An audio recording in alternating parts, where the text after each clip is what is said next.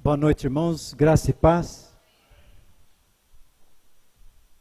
Uma alegria retornarmos com o tema que nós encerramos o Salmo 23 com a morada na casa do Senhor. Mas nós vamos desenvolver o tema nesta noite sobre o gesto que temos, né? Obrigado, irmão. Deus abençoe. O gesto que temos, ou que abraçamos, ou que nos acompanha quando nós estamos a caminho ou nos preparando para irmos à casa de Deus. Isso, de uma certa forma, irmãos, gera em nós uma certa insatisfação, né? Às vezes vivemos uma insatisfação. Isso, no geral, entre nós cristãos e na Igreja do Senhor.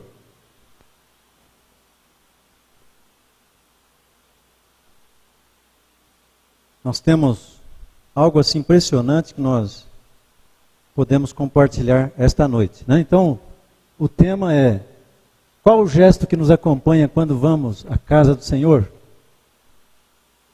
Alegria que o acompanha, a reverência e a incansabilidade de vida, né? Nesse tema nós vamos colocar o seguinte: a casa de Deus, ela começa com o tabernáculo. O tabernáculo era um templo construído no deserto, porém foi um templo construído para atender às necessidades de culto dos israelitas, que estavam durante o tempo de peregrinação participando dos cultos, dos sacrifícios. Esse tabernáculo era desmontado na ocasião que Deus determinava o desmontar dele e o sair dele daquele local em direção a outro local. Lá chegando, ele era novamente preparado e montado. E as pessoas que tomavam parte nisso eram os levitas, né? E dentro da tribo de Levi havia 3 famílias que se destacavam com os serviços, né? Eles só poderiam desmontar o tabernáculo, né? Guardá-lo dentro das suas caixas, da sua local onde se guardava, e com a facilidade da locomoção, ou seja, o carregamento, e assim sendo, esse carregamento também era exercido, esse trabalho, pelos levitas. E quando chegava no local certo, dado o sinal pela nuvem, a nuvem parava, então a tribo de Levi começava o trabalho de assentamento do local.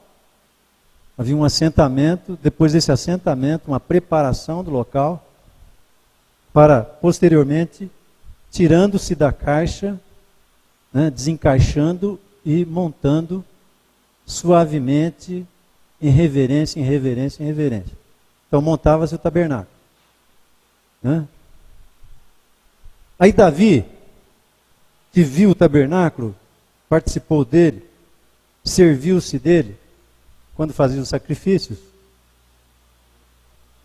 tomou parte no projeto de construir um templo. Ele disse assim: ora, se eu, como rei, moro numa casa forrada, toda aplainada, etc, etc, né? Toda mobiliada, por que meu Deus tem que morar na tenda? Então ele começou o desejo do projeto da construção. O que ele fez? Ele começou também a guardar material. E Deus disse para ele: olha, você não construirá o templo, eu darei para outro construir. Foi Salomão que construir o templo, que estava no coração de Davi, né? O desejo de construir o templo. Depois de construído o templo,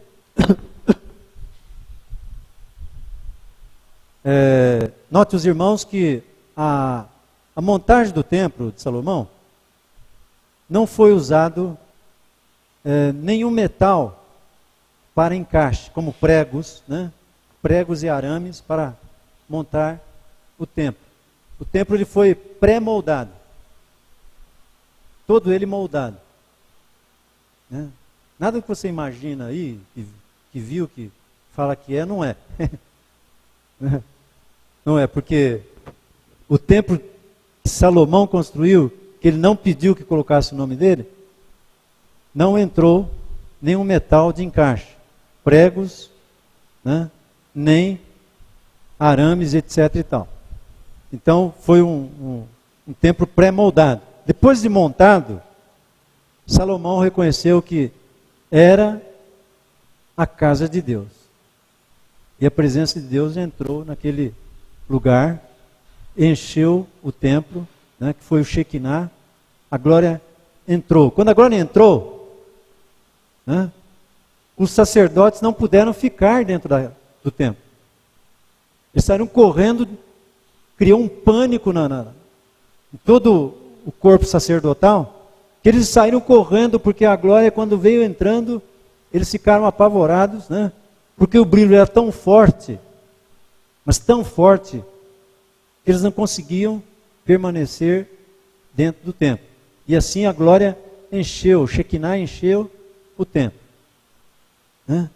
De lá para cá, os israelitas nos passaram a ideia do templo, né? O templo foi destruído, depois reconstruído, após o cativeiro, né? Reformado na época de Herodes, tá certo? Teve 3 fases o templo, né?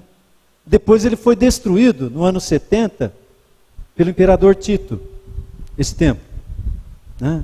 E desapareceu do cenário. Ficou um pedaço do templo lá em Jerusalém, né? E os judeus ficam orando naquele pedaço do muro do templo, né? Fazendo seus pedidos de orações e colocando ali, né? Isso também nos faz pensar que Deus mandou uma promessa de que um dia Ele não habitaria mais em templos feitos por mãos de homens, né? Que Ele habitaria o nosso corpo, a nossa vida, e nós, o nosso corpo e o seu corpo, seria o templo dele, né?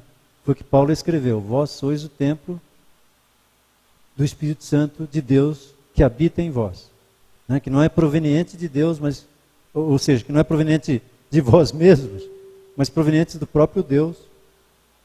Esse milagre da habitação de Deus em sua vida, em minha vida. Entretanto, nós copiamos o povo de Israel. No quê? No lugar das reuniões. Foi gerado também depois da queda do templo, no ano 586 a.C., a invasão do templo por Nabucodonosor. Então criou-se um estilo de templo que chama sinagoga. A sinagoga é um tipo de templo, né? Onde os estudos acontecem, onde as reuniões, leituras, né, as orações acontecem para o judeu. Então a igreja, meus queridos irmãos, ela fez uma cópia quase que paralela da sinagoga, né? Porém, a sinagoga tem o púlpito no meio do santuário. E a bancada fica em volta desse púlpito, mostrando que do púlpito é o centro de tudo naquele local, né? Como nós temos a mensagem como centro do culto, né? Nas igrejas que verdadeiramente interpretam a Bíblia, né? Então nós hoje ficamos com que gesto nós Qual o gesto que nos acompanha quando nós vamos à casa do Senhor? Né? O Salmo 26. Então abre, versículo 8.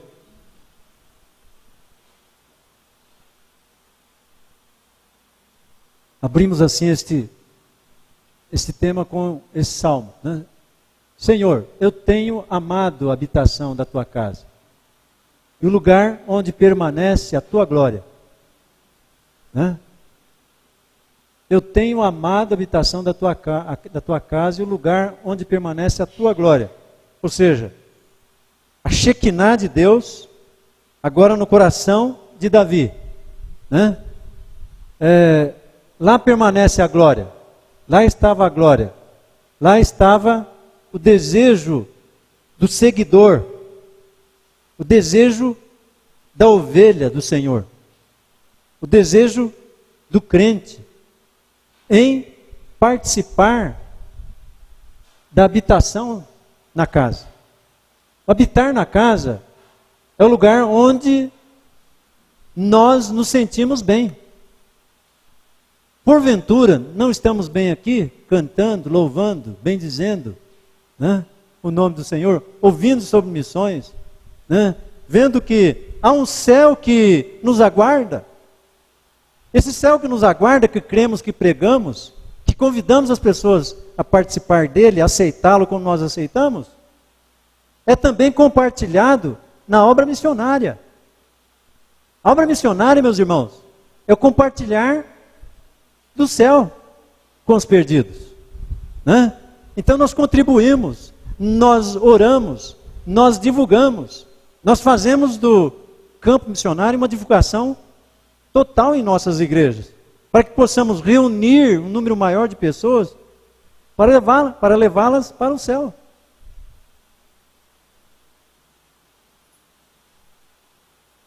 O teólogo canadense W. Tozer, ele entra nessa esfera de pensamento de uma forma muito especial, né? Que o desejo do cristão, aquele seguidor de fato do Senhor, ele tem o desejo de compartilhar o céu com os perdidos. E quando você entra nesse pensamento e começa a compartilhar com a pessoa perdida, quando você compartilha o céu, sabe que vai ouvir sobre o inferno. Se você começa falando do inferno, sabe que ele vai ouvir sobre o céu. E assim por diante. Se começarmos pelo céu, nós vamos alertá-lo para ele não ir para o inferno. E se nós começarmos o diálogo pelo inferno? É o motivo dele perceber que ele está indo para lá. E precisa voltar para tomar o caminho do céu. Né? Então, o salmista, ele via dessa forma. Né? Senhor, eu amo a habitação da tua casa, e o lugar onde permanece a tua glória. Mas questionamos, que gesto, meu querido meu irmão, minha irmã, te acompanha quando você vem à casa do Senhor? A primeira verdade nós temos, né? Alegria, ela pode estar presente no seu coração? Vejamos o Salmo 122, né? O que o salmista nos diz?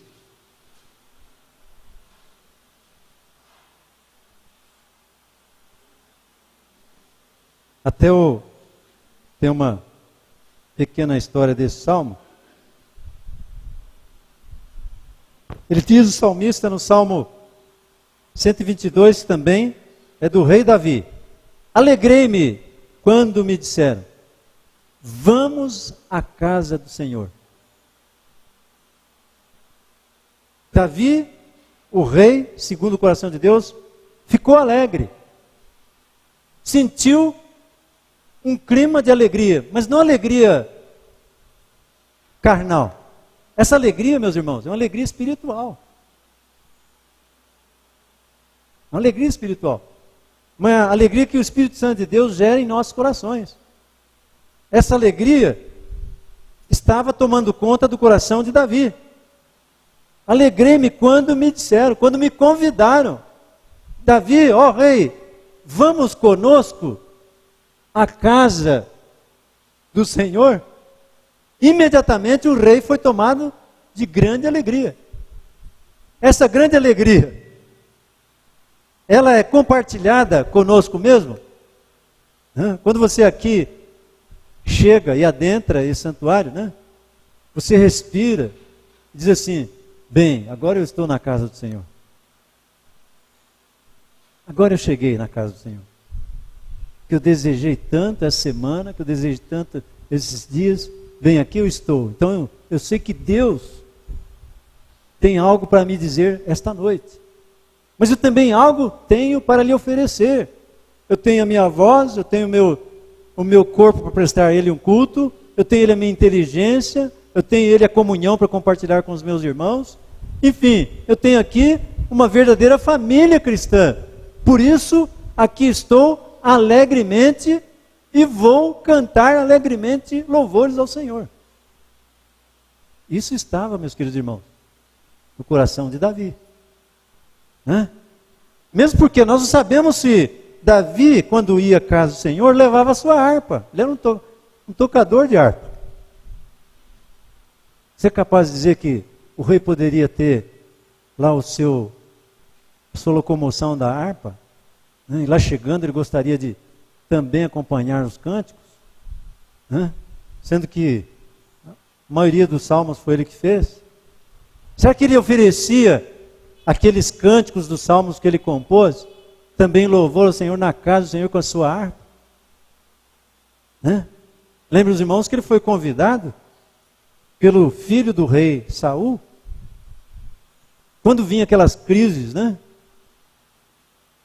de tristeza, de depressão na vida do rei Saul, o que afastava aquele espírito de depressão do rei Saul era o tocador de harpas, Davi. E com a sua harpa, e com aquela música suave, cristã, de Deus, afastava o espírito de depressão que tomava conta do rei Saul. Certamente ele, como músico, ele estava envolvido com o louvor da casa de Deus. Por isso a alegria.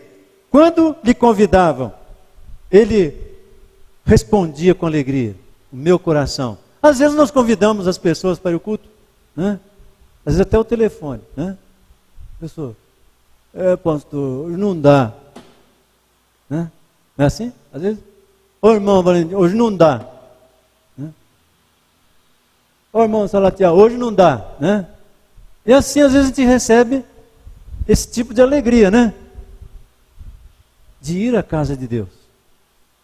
Mas o salmista agora devolve para o rei que construiu o templo. Um homem que foi responsável por construir o templo, que fez o templo que estava no coração do seu pai, Davi. Salomão, então, construiu o templo. Ele fez tudo certo, tudo nos moldes, tudo de acordo, tudo de primeira, e não fez algo diferente. E ele tem então a experiência em escrever sobre o templo. Então veja o que ele escreveu em Eclesiastes capítulo 6, aliás, capítulo 5, versículo 1.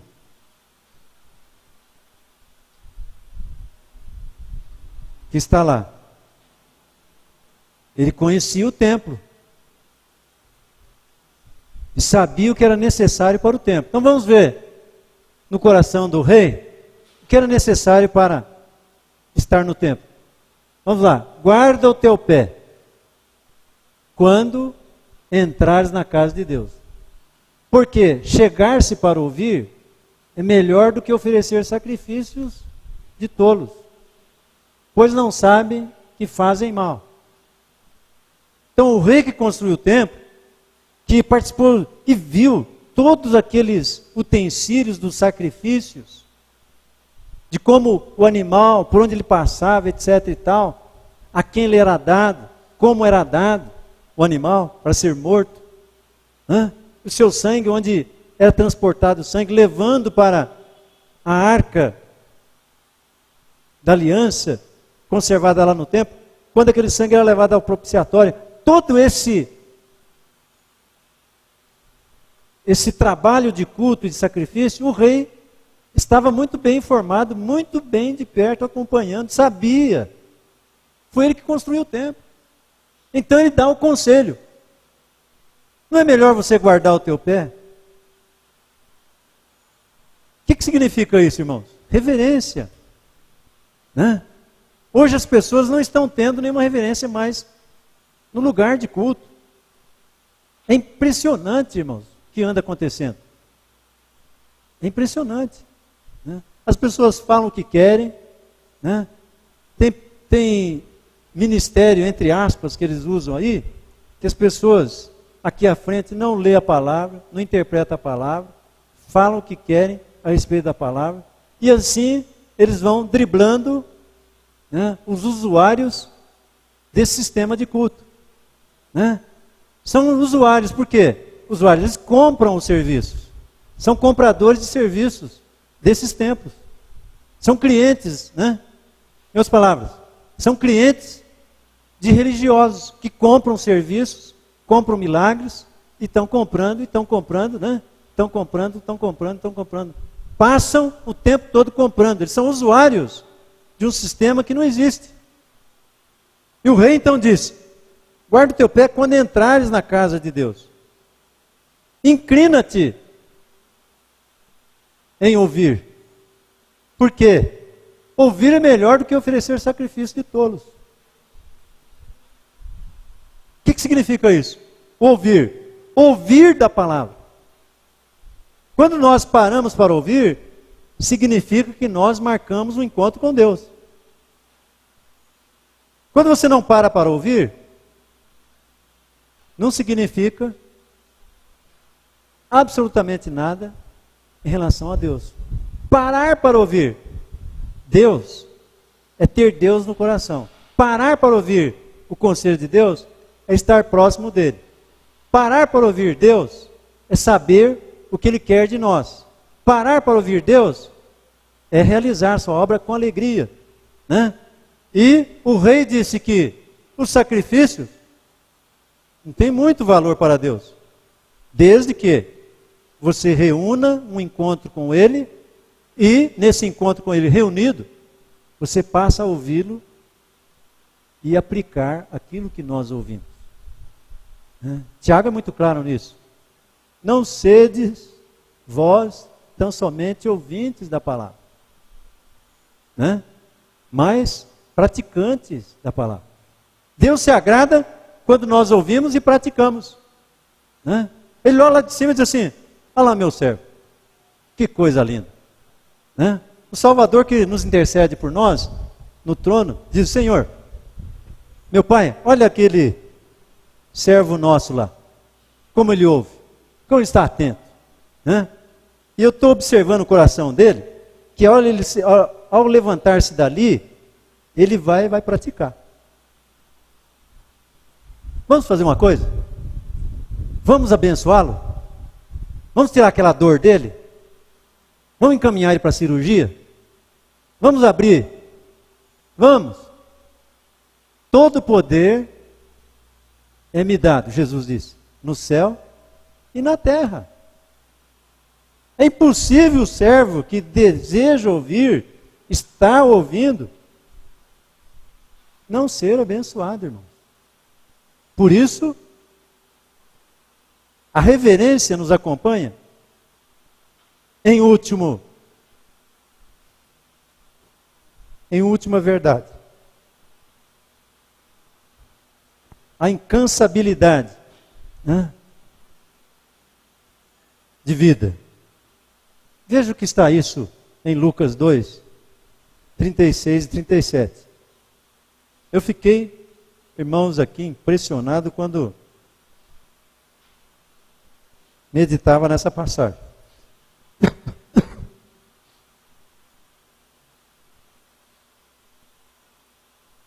Quando o Messias, quando o menino foi levado ao templo de Jerusalém, por volta de alguns dias após o nascimento, né? Observe os irmãos, o que nós vamos extrair daí. Jesus foi levado pelos pais ao templo e estava ali duas pessoas, Simeão e Ana, né? O foco está para Ana. Estava ali a profetisa Ana, filha de Fanuel, da tribo de Asser. Esta era já avançada de idade e tinha vivido com o marido 7 anos, desde a sua virgindade. Era viúva de quase 84 anos. Não se afastava do templo, servindo a Deus em jejuns e orações de dia e de noite. Por que ela não morreu? 84 anos. Não tinha dores?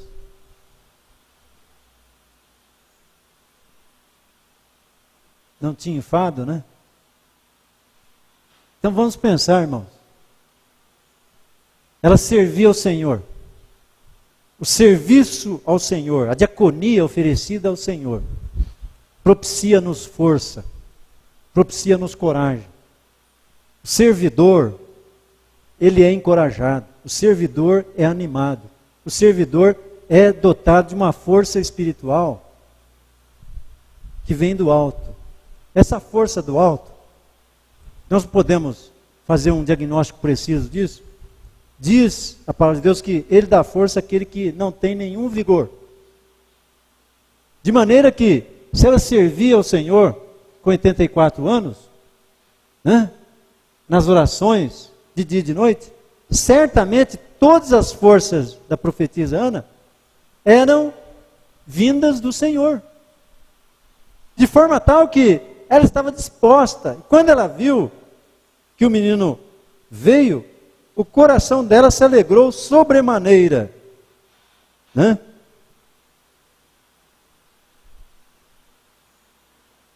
E chegando na mesma hora, deu graças a Deus e falava a respeito do menino a todos que esperavam a redenção de Israel. Talvez o pouco contato que ela teve ali com o menino já foi o suficiente para alegrar o seu coração.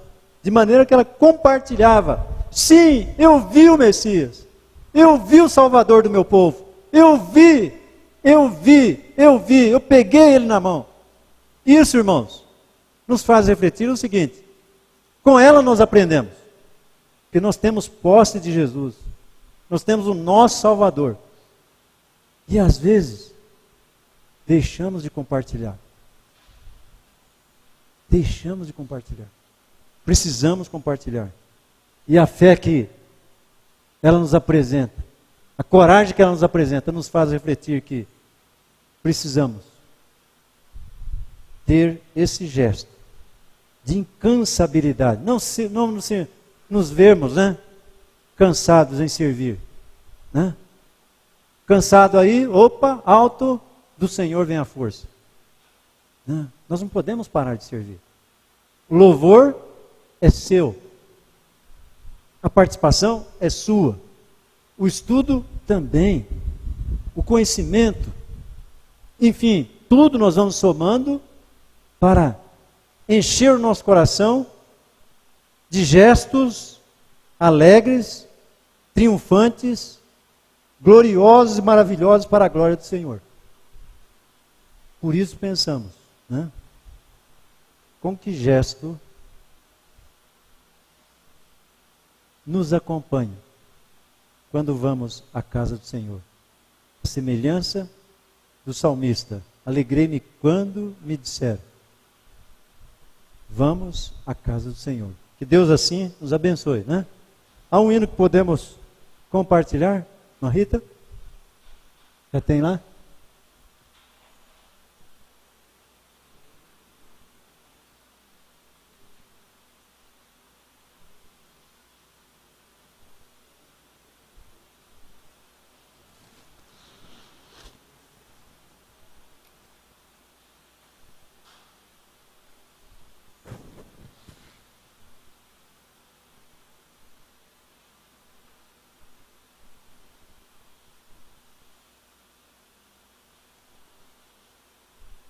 (382), né?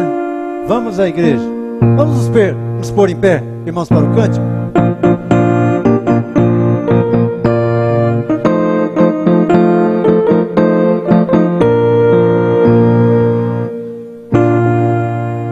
Tenho gozo, alegria celeste quando vou dar ao Senhor com os crentes em Cristo na igreja, quando juntos rendemos louvor.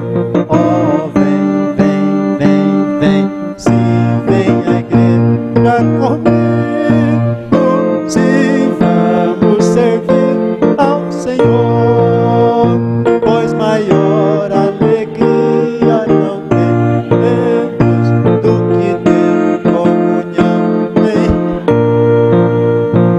Vamos, crentes em Cristo, à igreja, conversar com o nosso bom Deus, escutar os seus lindos conselhos, recolher ricas bênçãos do céu.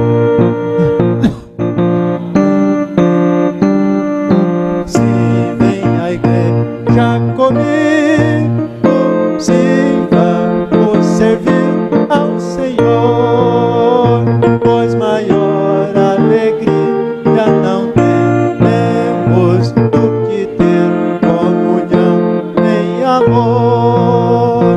Com prazer eu aguardo a chegada desse dia do meu Salvador. Nele, pois, a minha alma contente se derrama em ações de louvor. Oh, vem, vem, vem, vem, sim, vem à igreja comigo, sim, vamos servir ao Senhor, pois maior alegria não tem